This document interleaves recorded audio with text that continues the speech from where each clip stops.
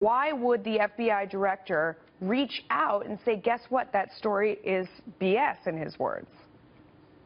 Well, because the FBI has a dual role. One, they are the investigator of allegations, and that's their job to independently run to ground. But two, they also have a relationship with the White House. And so if they run something to ground and it runs up on the front page of a newspaper and it turns out to be false, it's human nature. And it's also Washington relationships. They're going to tell their bosses at the White House the story is false. And that sounds like what's happened here. Yeah, but and then the narrative, the way it gets leaked and the way it gets picked up in the paper is right.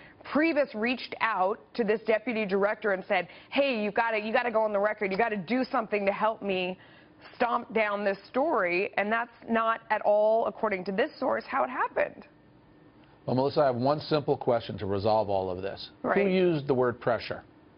Did the FBI, when they talked to CNN, who reported that story, use the word we were pressured? Or did CNN on its own insert it into the story, its take on events? That's crucial, because if the FBI didn't say they felt pressured, then I think this is an entirely legitimate pushback by the White House that described what they were told. They're asking the FBI common sense. Well, if you're telling us the story is wrong, get it out there. Tell people it's wrong. What White House wouldn't do that?